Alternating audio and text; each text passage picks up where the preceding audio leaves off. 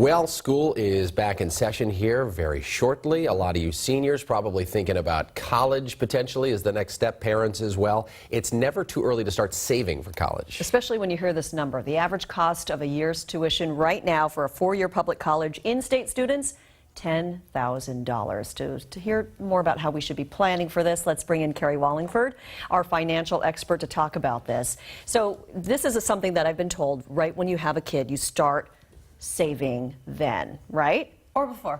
Or before even. Absolutely. Oh, says the financial planner. Well, if you think you're going to have kids, go ahead, just start the plan. Okay. It just keeps going up. So for people who have not started, basically your advice would be to start as soon as possible, Absolutely. Right? How much should you set aside? Well, if you've got 15 years, let's say, and you have a 4.5% rate of return, it's going to take you $389 a month to save up $100,000, which tuition is about half of the cost of school.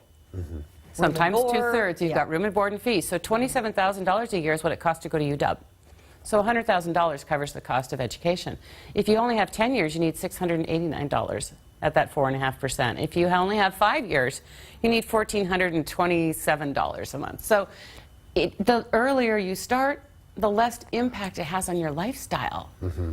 And also the less impact it has on your retirement plan. Wow. Okay, so you're telling us how much we should save. Where should you save as well? What's the best plan? Your thoughts? So when you look at where you want to save, what you want to do is think about what are the advantages to each of those investments. If you use a 529 or a college Coverdale, all of those dollars have to be used for college. Debt as well. Right. Everything. Yeah. Everything that you put in any kind of college plan has to go to college, or you pay a 10% penalty if you don't use it for that.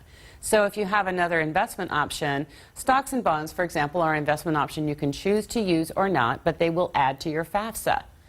Permanent life insurance is an invisible asset, and it can be used as a cash accumulation vehicle that you can leverage. Mm-hmm. So you've talked about this before in other segments, and that might be one thing that actually surprises people is life insurance too. Right. Life insurance designed well. Now, there's life insurance that can be designed poorly, but if you design it the right way and you design it as an accumulation lifetime vehicle, you have capital there that you can leverage and keep it working and use it for college. And if you don't need to use it, you can use it for retirement. And this is why you recommend looking into alternative investment choices. Absolutely. Because some of these plans, you have to use it for college purposes, right? Right, and if your student gets a full ride, or they're a great athlete, or they don't want to go to traditional college, those are reasons that you won't want to use those dollars, and if you have to use them, you're going to pay the penalty for saving them. Interesting. So you're saying life insurance, that's an interesting way to go. Obviously, the scholarships as well, right? Right. Scholarships are going to fund about 3% of college today. 3%? 3%. So it's not a big funding vehicle for college.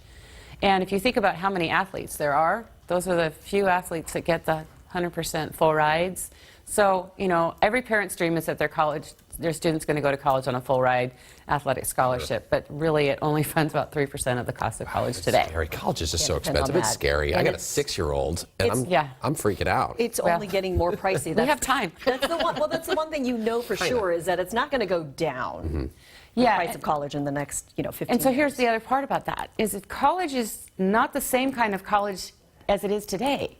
College could be online, more so in the future than it is today. So what that does is that gives you the opportunity to use those dollars for other things, a second home, retirement, paying for long-term care. All of those things have to be incorporated into paying for college, because if you don't, then you've got this funnel vision and everything else could fall apart. And it's that piece of the pie that you want to plan for, start saving for early, but don't give up everything else for that. No surprises. All right, Carrie Wallingford, you can check out her blog as well, Wallingford Financial.